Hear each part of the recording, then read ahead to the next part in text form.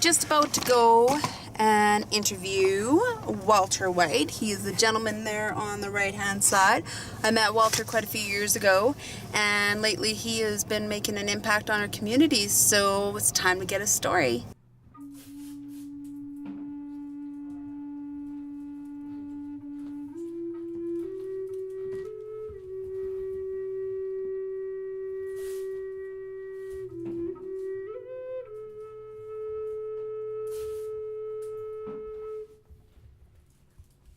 Hey, north of 35, we're today at O'Brien Park. It's still sunny, it's still beautiful out, and we're interviewing Walter White today for the backpack sessions here in O'Brien Park of Grand Prairie, Alberta, Canada. So welcome, Walter. Welcome, thank you. It's been a couple months you and I have been trying to connect to get your story, because I think you've got quite a story to tell the world. It's the only one I got. It's the only one you got. Can you tell me a bit of your story since turning 30? Well, earlier on in my years, I'd spent a lot of my youth and 20s in addiction, and having come clean after that, it was a real journey of trying to find my place in the world, I guess, having grown up in such a weird way, different ways. And living in an urban area I found very difficult to find that connection to my indigenous roots. And so most of my 30s have been just trying to discover my culture, who I am, and where I come from. Okay. More specifically, what is your culture? I'm Plains Cree from the Enoch Cree Nation. Okay. And that's another part of Alberta Nation, right? It is just outside of Edmonton. It's sometimes commonly known as the West Edmonton Mall Reserve. It's only about 5 minutes away. So, for those that know Canada, they should know West Edmonton Mall, I guess. Very simply, yeah. Can you tell me some of your biggest accomplishments since turning 30? I think just the ability to be a part of bringing culture and ceremony into the cities and to bring it here into Grand Prairie, Alberta has been really the highlight of my life, I think, to see the youth interact and perhaps have their first interaction with culture. Mm-hmm. So what happens in ceremonies?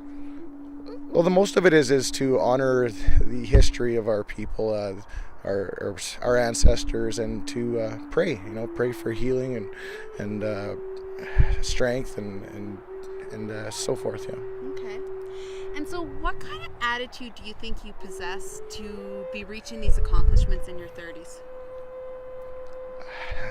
I think it's just a striving, a yearning for my own self. It's a yearning of my soul, just of where I fit in and what feels comfortable, and just sort of following that, that drive.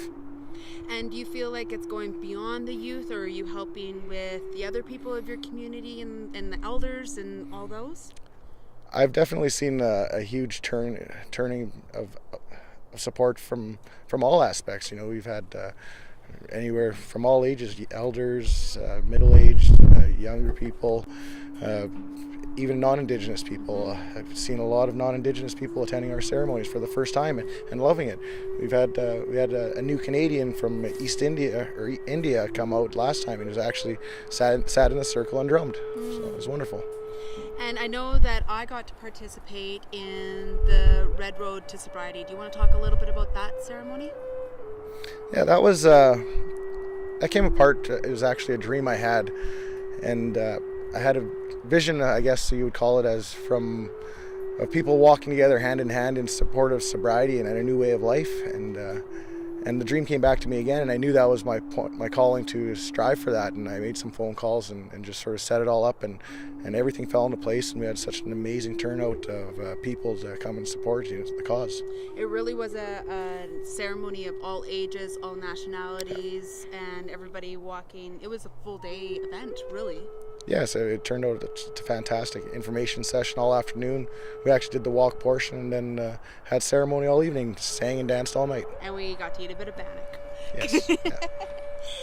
So how do you overcome fear and negative thinking? I just sort of go with it. Those things are always a part of life, and you just either roll with it or let it overtake you. And there's no time to let it overtake you. There's too much to be done, and faith is really what keeps you going. Yeah. So if you could give one piece of advice to the world, that being the world, what would it be? The one piece of advice I can give is actually a Cree word. It's called akimemo. It means keep trying, just keep going.